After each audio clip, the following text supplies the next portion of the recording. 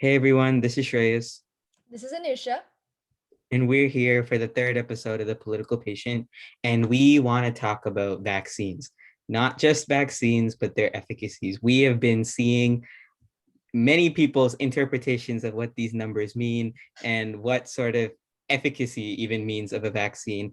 And we are here just to talk about it based on some research that we've done and hopefully alleviate some concerns as well, especially related to the J&J vaccine.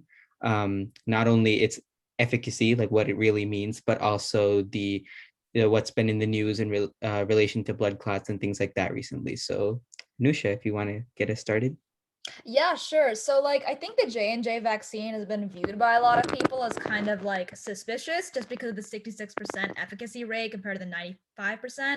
Of course, we're going to get into that, but the primary reason it's been in the news is because the CDC and FDA recently put a pause on it early last week regarding the concerns over blood clots. And actually yesterday it was reported that they lifted the pause. So fairly quick transition time. They seem to have changed their minds fairly quickly on that based upon maybe news and just policy changes. But I first wanted to kind of clarify the blood clots and what's going on with that because I feel like a lot of people hear the word blood clot and they get scared. And obviously, because blood clots are a very scary thing that can happen. But with the J&J vaccine, according to the director of the CDC, they're seeing approximately 1.9 cases per million people. And this is among women, by the way. In women from 18 to 49 years old, there's approximately 7 cases per million. And there were no cases seen among men. And I guess for about women over 50, the rate was 0.9 cases per million. And so that obviously is concerning because there are people dying from these rare blood clots, and obviously you want to make sure that your vaccine is okay. But the CDC director says herself that COVID-19 is a very deadly vaccine, and that for every 1 million doses of the J&J vaccine, they could prevent 650 hospitalizations and 12 deaths among women aged 18 to 49. And the vaccine could also prevent 4,700 hospitalizations and nearly 600 deaths among women over 50. So the point is, even if you might think that the blood clots are worrisome, which they absolutely are and should be investigated further in a scientific manner, they're not as bad as it seems. And we definitely, I think, Shreyas, you can agree with me on this, go get the vaccine if that is your option. Go. It is not that as bad as you might think it is, and getting vaccinated is better than not getting vaccinated, especially when it comes to a deadly virus. But Shreyas, you also brought up the efficacy rates. I think we should definitely talk about that. Do you want to maybe just touch on what efficacy rates are in relation to vaccines? Yeah, sure. So, one, because you mentioned it, definitely get vaccinated. We did. Please do. We need as many people as we can get to be vaccinated. And yeah. So, anyways, so what exactly is the efficacy rate? Well, I'm going to use the example of Pfizer and their 95% efficacy rate here to kind of explain it, but then we will also jump into what Johnson and Johnson's 66% vaccination, or efficacy rate means, because that number could look like the vaccine is not effective, but there's more Mm-hmm. to it.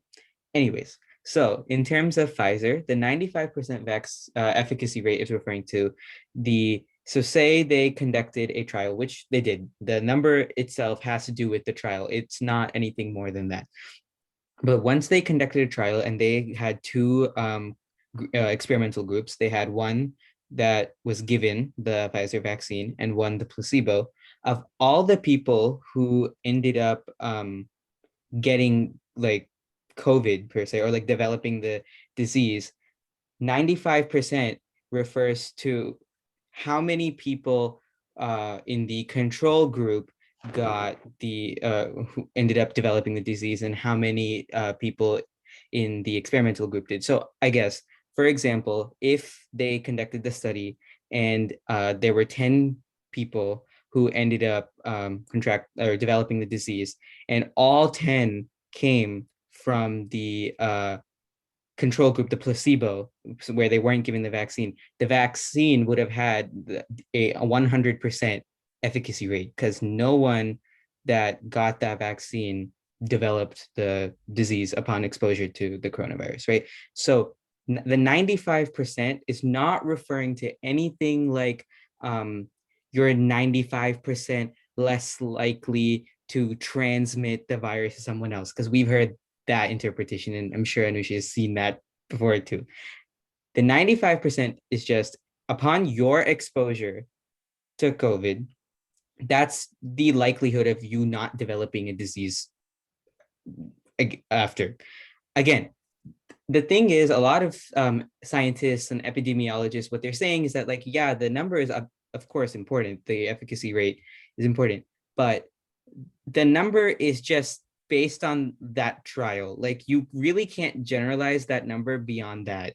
Like, I mean, if a vaccine had like a 2% efficacy rate, then I mean that's a pretty big red flag that it may not be working, correct? But a 95% thing, it doesn't necessarily indicate what's going to go on in the real world, correct? So again, that's caution. Just because you got the vaccine doesn't mean you're now, like, you just have a wall around you where there no virus can affect, like no coronavirus can affect you. That's not true either. But we also want to go over the 66% efficacy of Johnson and Johnson. So I'll start off, and then Anusha will explore it even more, especially if I miss anything. But what the 66% of Johnson and Johnson's referring to is, again, its efficacy rate. As I explained, you're 66% likely not going to develop the disease upon your exposure to the virus. Now, a lot of people, when they see this number, they think, oh my God, it's like around 30% less effective than the Pfizer vaccine, approximately the same compared to the Moderna vaccine. I want to say the number for Moderna is 94%. It's not in the picture here, Yeah, but I believe it's 94. approximately. Yeah. Yeah. Okay. Yeah. So 66%. When they conducted this trial, Johnson and Johnson, first of all, the trial was at a different time than when Pfizer and Moderna, the noteworthy 95%, 94% efficacy rates, they conducted their trials at a different time. Okay. Johnson and Johnson did their study while there was like a boom per se of the variants in countries like South Africa and Brazil.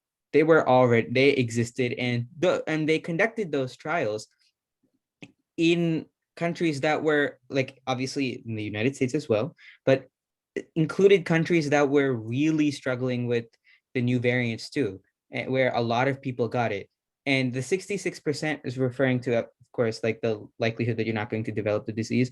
But even in the people that did develop the coronavirus, the COVID disease, a significant portion was based on the variants, right? They developed the disease based on the variants, not the original OG, I guess, Yeah. strain that we are all know and love per se. So which really just emphasizes how effective the J&J vaccine is, really, because not many people who were exposed to the strain that's really prevalent in the United States even developed this disease after the Johnson and Johnson vaccine. The biggest reason or factor that the rate is 66% really has to do with variants. A lot of scientists and people are saying that if Pfizer and Moderna were to conduct their trials in very similar testing environments, like time, people per se, as the Johnson Johnson vaccine, you might see the efficacy rates being a little lower. And that's just virtue of experimental design, and I don't know if I would call it error, but just the factors and the environment that was present. So again, these numbers are not really comparable with each other. Like, you can't compare the 95% with the 67% of the AstraZeneca vaccine with the 66% efficacy rate of J&J. It's more complicated than that. And all I really have to say is, especially if you're someone who is looking to get vaccinated with the J&J vaccine, or if you already have it in your system, you don't need to worry. And Anusha, if you want to expand on anything. Yeah, absolutely. So one of the big things when it comes to like reading scientific papers and like understanding clinical trials, something that both Shreyas and I are very familiar with, is you have to understand the experimental design and the way this trial was conducted, the pre-existing factors, conditions, if you will, the experimental conditions, all of that. And like Shreya said, the Pfizer and Moderna vaccines, I believe, were conducted in an August to November like time span. Like I believe it was in 2022. that was after lockdowns had been initiated. That had been after people had been staying at home for a little bit, at least a few months. And so obviously you would see people being less infected and perhaps just having less of a chance of developing not the vaccine, the disease outside of getting the vaccine or the placebo. With Johnson and Johnson, this was conducted in South Africa and Brazil with variants that were more contagious, just like Shreya said. And those countries were having a more difficult time. So it's really important to understand that part of being scientifically literate per se is not just looking at headlines, because of course news headlines want to give you the most bite-sized, easy information to digest and understand what's going on in the world. But everything is more complicated under the surface, and you have to actually, at the very least, go read the article more. Or if you really are feeling a little more like, I want to know more about what's going on, go read the paper. They all have summaries, they all have the methods, the results, and their general conclusions all there. Read them and see what the numbers are for yourself. One other important fact I want to take away from this is that when you're thinking about these efficacy rates, think about them like this. Each vaccinated person is blank being your efficacy rate, less likely than a person without a vaccine to get COVID-19. So if you're looking at any of these efficacy rates, think of them in that context. So for Pfizer, it would be each vaccinated person is 95% less likely than a person without a vaccine to develop COVID-19. That's one thing. Second thing, like Shreya said, all of these vaccines are meant to mitigate the symptoms that would have you go to a hospital and get hospitalized, be put on a ventilator, and thereby risk the chance of death. And all these vaccines do a fantastic job of that. I think it's said in most of these papers and these trials that the main objective of the vaccines was to actually do this. And in every single one of these trials, the people who were vaccinated, regardless of whether or not they actually got COVID-19, none of them were hospitalized and none of them died. That's the really important part here. Think of a vaccine kind of like when you get COVID-19, the vaccine is meant to make you feel like you've just gotten a cold. That's how the flu vaccine works. Like you can still get the flu even if you get the flu vaccine.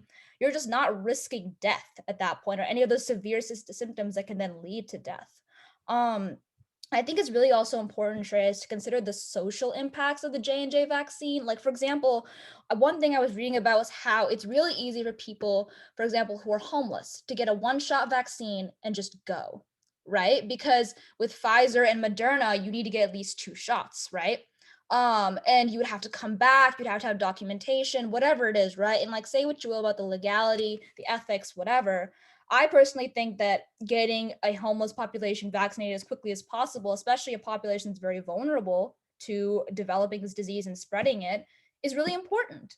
And I feel like a lot of people aren't talking about how it is very convenient for people who just need that one shot and go, like Johnson and Johnson is, and it's much easier for them, whatever their circumstances might be in their life. And so that's just something I kind of like wanted to talk about a little bit there, and something that for everyone to consider. But yeah, my main take on this is, yeah, it's important to like consider the potential medical ramifications of these vaccines, the blood clots, for example, J&J, but don't be afraid to take them because of that one reason. Again, they would not have been released to the public if the chance was so high that you could simply get it and, oh wow, it's like a 1 in 2 chance or a 1 in 3 chance of developing it. No, that's not how science works. Again, go read those clinical trials. They're out there on the internet. You can find them very easily. And all those articles who talk about this kind of stuff and like link these like fun little headlines, just efficacy rates, they cite from these articles directly. They cite from these papers directly or these studies. So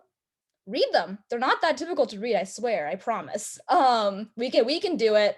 And so I feel like anybody can do it. So I don't know if you have anything else to say on this matter, Shrez. I also do want to say that we've seen, we not just referring to like Anusha and I, but just anyone that's really on social media, we're easily able to see how much misinformation is out there. And the best way to address misinformation is to inform yourself, as obvious as that sounds. So please do. I will say one last thing before we wrap up.